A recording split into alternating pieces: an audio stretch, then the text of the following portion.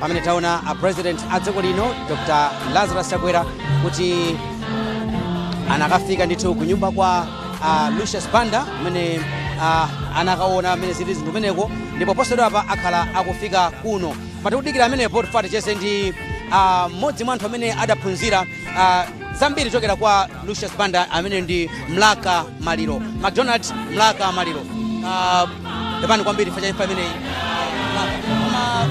iwe ni mmodzi mwa anthu amene adaphunzira zambiri chokera kwa Lucius Banda ungafotokozepo zotani za Lucius Banda? Lucius Banda anali munthu amene amadziwa chimene akupanga komanso musically ndi munthu amene he was available anytime tikamfuna and ine kwambiri ngati Mlaka Maliro nadziwana naye Lucius 1999 nditatusa zanjala lemba pamene amanditenga kuti atifuna tidzimba limodzi then I joined Zambani komano ndili ndi Lucius nadzatulusa album ya Maloto imene it became the best selling album and I became the best selling artist because I improved malembedwe a nyimbo antajoyena na ndi Lucius anamba kundiuza ma techniques amene timayuza kupeka nyimbo, so I followed that mpaka na album yanga ijenda khala the best selling album I think for many years. So ndaphunzira how to present yourself per stage, komanso how to write a song, komanso how to interact with the audience.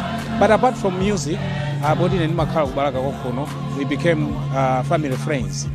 Timatha kuyenderana kumachezerana ngati ma families. Apart from music, kungochezerana nkhani za pa ubale and also timapanga naso interact sharing ideas za ma business monga za ulimi ndi zina zotero.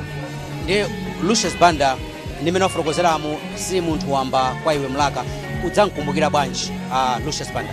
Povuta ineyo ngati Mlaka kuti ndimuyiwale Lucius chifukwa ndi munthu mmodzi amene anayika maziko za mayembedwe zanga kuti dziko lindidziwe kumalawi kuno ndimafunika munthu wina amene anali patsogolo kale ndipo patsogolo kaleyo anali Lucius. Simatheka munthu kukhala ndi luso koma umafuna munthu wina amene ali patsogolo kale. Ndi kumbali ya ine of course album ya Dzanja Lemba ndiyoti naimba tisanadziwane ndi Lucius komabe chifukwa cho zimene zinali mu album ja Yesu zinampasa chidwi kuti you have got a talent and I'm ready and eager to support you kuti ufike pa level ina. Ndipo ntango yamba kuimba Zembani anandiuza kuti ndikupasa mwezi umodzi, ndikakupasa mwezi umodzi dziko lonse la Malawi likhala likuimba nyimbo zako anthu akhala akupanga celebrate zinthu zimene neyo ndimaona ngati zosatheka nangasindangoyamba kumene koma after a month napezeka kuti zonse zimene amanenayo zosatheka. So mpovuta ineyo kumuyiwala Lucius koma ndidzakukumbukira chifukwa cha impact imene anayika pa moyo wanga kumbali ya mayimbidwe. Ananditenga kuchoka pa level imene ndinali kundifikisa pa level ina. Thokoza kwambiri Mlaka, pepani kwambiri fasha family. Pepani. Mene ndithu ndi McDonald Mlaka.